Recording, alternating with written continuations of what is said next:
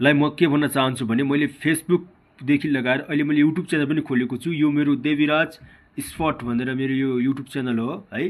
र यसमा म क्रिकेटका नयाँ नयाँ कुराहरू लिएर आउनेछु, नयाँ नयाँ खोजनीति गरेर ल्याउनेछु भनेर म भन्न चाहन्छु। जसरी मैले फेसबुकमा मैले पोस्ट गरिरहेको छु त्यसै गरी म युट्युबमा पनि पोस्ट गर्नेवाला छु र नियमित रेगुलर पोस्ट गर्ने भएकोले मलाई यसमा सपोर्ट गरिदिनु होला। अहिले मैले युट्युबलाई जिरोबाट सुरुवात गरेको छु र तपाईहरुले खोजेका हरेक प्रश्नहरूको जवाफ म यो युट्युब च्यानलबाट दिनेवाला छु। र यति बेला हाम्रो देश T20 वर्ल्ड कपमा क्वालिफाई भइसकेको छ।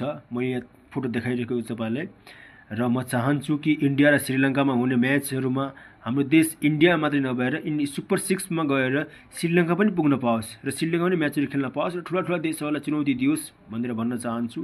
र हिजो जसै गरी युएले म्याच जितेको थियो त्यसै गरी नै हामीले T20 वर्ल्ड कपमा क्वालिफाई गरिसकेका थियौं। त्यसको साथ हामीले ओमनसँग जित्यौं।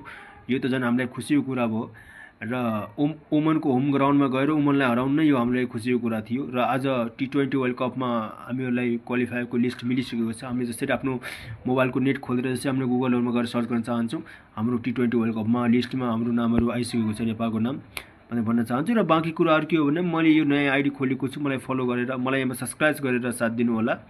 र बाँकी त म र तपाईले चाहिएको प्रश्न मलाई कमेन्ट बक्समा ठोक्नु होला, म अवश्य पनि त्यसको जवाफ दिनेछु। अहिलेको लागि यति नै। हस्त नमस्ते।